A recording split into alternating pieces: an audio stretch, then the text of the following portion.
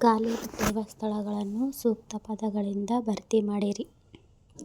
ಬೇಸಿಗೆ ಕಾಲವು ಡ್ಯಾಶ್ ತಿಂಗಳಿಂದ ಡ್ಯಾಶ್ ತಿಂಗಳವರೆಗೆ ಇರುತ್ತದೆ.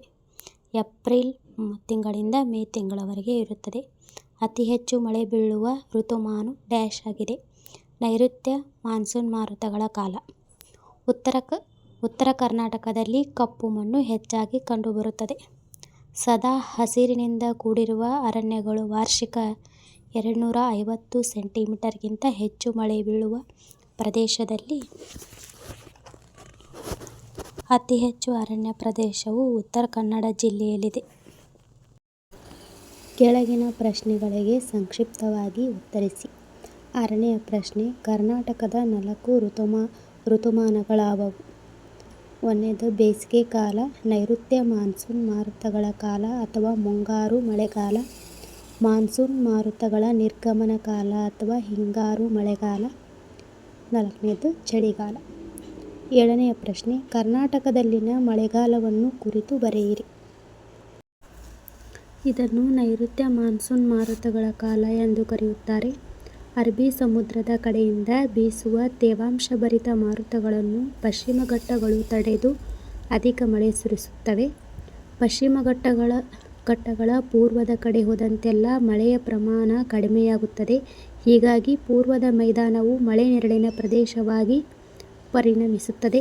ಶಿವಮೊಗ್ಗ ಜಿಲ್ಲೆಯ ಆಗುಂಬೆ ಕರ್ನಾಟಕದಲ್ಲಿ ಅತ್ಯಂತ ಹೆಚ್ಚು ಮಳೆ ಬೀಳುವ ಸ್ಥಳವಾಗಿದೆ. ಇದನ್ನು ದಕ್ಷಿಣ ಭಾರತದ ಚಿರಾಪುಂಜಿ ಎನ್ನುವರು. ಉಡುಪಿ, ದಕ್ಷಿಣ ಕನ್ನಡ ಮತ್ತು ಉತ್ತರ ಕನ್ನಡ ಜಿಲ್ಲೆಗಳು ಅಧಿಕ ಮಳೆ ಪಡೆಯುವ ಜಿಲ್ಲೆಗಳಾಗಿವೆ. ಚಿತ್ರದುರ್ಗ ಜಿಲ್ಲೆಯ ಚಳ್ಳಕೆರೆ ತಾಲೂಕಿನ ನಾಯಕನಹಟ್ಟಿ ಕರ್ನಾಟಕದಲ್ಲಿ ಅತಿ ಕಡಿಮೆ ಮಳೆ ಬೀಳುವ ಸ್ಥಳ.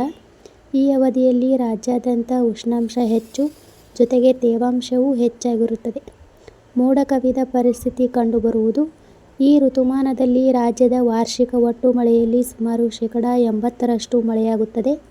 ರಾಜ್ಯದ ಮುಂಗಾರು ಬೆಳೆಗಳ ಬೇಸಾಯಕ್ಕೆ ಈ ಕಾಲ ಮುಖ್ಯವಾದದ್ದು.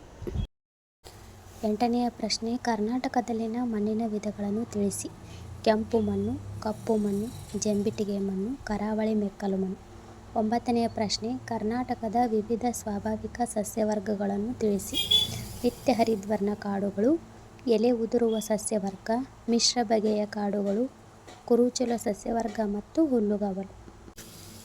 10ನೇ ಪ್ರಶ್ನೆ, ಕರ್ನಾಟಕವನ್ನು ಶ್ರೀಗಂಧದ ನಾಡು ಎಂದು ಏಕೆ ಕರೆಯುತ್ತಾರೆ?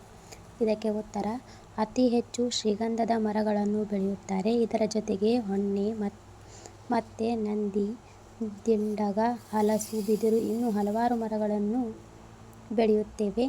ಈ ಮರಗಳು ವಾಣಿಜ್ಯ ಮೌಲ್ಯವನ್ನು ಹೊಂದಿವೆ. ಇದು ವಿದೇಶಕ್ಕೆ ಕೂಡ ರಫ್ತಾಗುತ್ತದೆ. 11ನೇ ಪ್ರಶ್ನೆ, ಕರ್ನಾಟಕದ ಅರಣ್ಯಗಳಲ್ಲಿರುವ ಪ್ರಮುಖ ವನ್ಯ ಪ್ರಾಣಿಗಳನ್ನು ಹೆಸರಿಸಿ. ಹುಲಿ, ಚಿರತೆ, ಕಾಡು ಹಂದಿ, ಕಾಡೆಮ್ಮೆ, ಕಡವ, ಜಿಂಕೆ, ಕರಡಿ, ಮುಳ್ಳುಹಂದಿ ಮೊದಲಾದ ಪ್ರಾಣಿಗಳಿವೆ. 12ನೇ ಪ್ರಶ್ನೆ, ಹೊಂದಿಸಿ ಬರೆಯಿರಿ. ಇದನ್ನು ಹೊಂದಿಸಿ ಬರೆದಿದೆ. ಆದಿಚುಂಚನಗಿರಿ ನವಿಲುಧಾಮ, ಮಂಡಗದ್ದೆ ಪಕ್ಷಿಧಾಮ, ನಾಗರಹೊಳೆ ರಾಷ್ಟ್ರೀಯ ಉದ್ಯಾನವನ, ಶ್ರೀಗಂಧದ ಮರ, ಎಲೆ ಉದುರಿಸುವ ಕಾಡು.